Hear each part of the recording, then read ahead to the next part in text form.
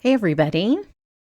In today's video, I'm going to show you how you can mix embossing powders, specifically these beautiful iridescent embossing powders, to make beautiful cards on dark cardstock. I'm using the Hero Arts black cardstock, which is a nice thick cardstock. It's great for embossing projects because it doesn't warp. It's so thick. And I have this beautiful layering tree stamp, and I'm setting it up and just kind of gauging, making sure that I have enough room for both layers based on where I have the trunk of the tree positioned in my MISTI. So I have done this before with layering stamps where I get way too far over for the second layer and then I have to start all over. So that little exercise is worth it when you have a layering stamp where one part is a little less wide than the top layer. So take that extra minute.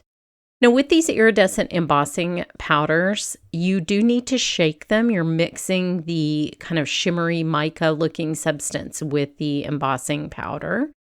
And you're going to see something you don't expect even though you've used your powder tool. You're going to see all that iridescent powder outside of where you put the embossing ink, and that's completely okay. You're actually probably going to squeal a little bit when you see how this looks after it's embossed, because the embossing powder has stuck to the ink, and I prepped the surface with a powder tool just like normal.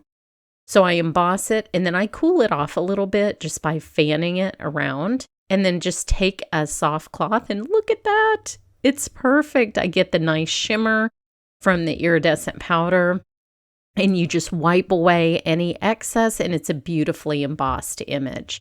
Now I'm actually using my powder tool again a second time before I go do the second layer. I live in a very humid climate and embossing can be very tricky, and so I like to do this step. I'm very judicious with my embossing tool. So now I have this second layer set up. Sorry, I have a very upset cat. It is what it is.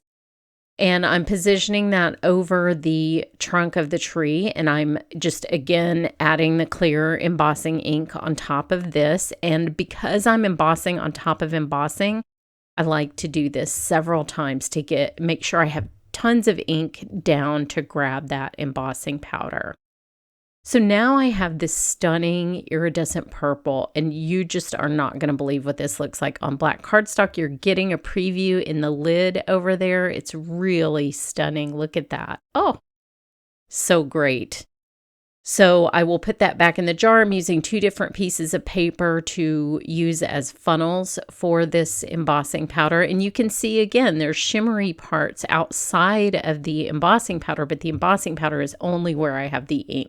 So it works exactly the same way. We'll be able to wipe off that excess. But look at that. It's like glowing, like purple, glowing, shimmery goodness on that tree. And I love the way it looks with the copper because they're complementary colors. It gives kind of an ethereal feel to this. So I'll just cool this off. You always want to make sure it's cool before you go in with that cloth. And look at that. It's stunning, and you can see through the purple embossing powder to the copper trunk of the tree. Really amazing. So now we will use a second piece of black cardstock, and this time I'm going to mix these same 2 embossing powders, but I'm going to mix them with black detail embossing powder. So black on black already is really pretty. Like this tree would be gorgeous on just embossed in black on black cardstock, as you will see. It's really elegant looking. It would make a beautiful holiday card, sympathy card, that kind of thing. So I've prepped the cardstock, then I stamped the solid part of the tree image, and I'm embossing that. We're going to work in a little different order than we did the last time. But you can already see how pretty that tree is just in black on black. I really do think this would make a gorgeous holiday card just with the black. But wait until you see my special effects. So just to show you, you can layer these in the opposite order. I am doing the trunk of the tree second. This time, just very easy to line up. And I will be stamping that over the previously embossed portion. So I'll ink that up and stamp it a couple of times to make sure that that ink is totally solid when I go to put my embossing powder on there. So this again will be in black. The whole base of my tree will be in black. So I'll reuse that same paper funnel that I had used. I like to crease them in half because it just gives me a little better pour back into the container. For the second step, I'm going to be mixing embossing powder so we won't be able to reclaim that and put them back into the container. So you can use any of your previous little paper funnels that already have some maybe different embossing powder on them. Okay, so now I am taking the third layer of this tree that has the little leaf detail, which is perfect for snow. That's what this was designed for. But we are going to make shimmery little snow. So I'm stamping this on top of the previously embossed tree, and again, doing it 3 times so that I get lots and lots of ink.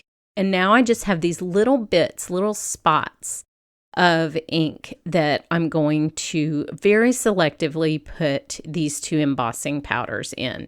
So I've cut a coffee stirrer in half. That gives me a little point. You cut it on a diagonal, and it lets me apply not just a small amount, so I'm not wasting a bunch because I can't pour this back into the container, but also a precise application of that small amount of powder. So I can put each of these colors exactly where I want them. And then at the end, I will do a little bit of mixing to make them kind of blend together. But this is really a very kind of frugal way to put multicolored embossing powder down without wasting a bunch.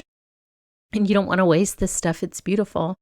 So now just tap your fingers gently on the back to sort of make the embossing powder dance around the ink and blend together. And I just find that this gives it a softer look. So now I will go to heat these up, and they are stunning. After I've cooled it off, I will wipe it off. And I'll give you a little caution here. I had some hard paint on this towel and I kind of scratched my cardstock, but don't worry about it because I'm going to put the sentiment over it, but you'll see those little scratches. So look at that shimmery, beautiful, multicolored tree with the black image. Oh my gosh, it is so pretty. And not one little bit of stray powder anywhere. It's so easy to just wipe off that extra shimmer, and you get these stunning, otherworldly looking cards. I just love the glow of that purple, and I think it looks so good with the copper. There's also a blue, which is really, really gorgeous. But these two are friends because they're complementary colors, and I just think they look so pretty and so elegant.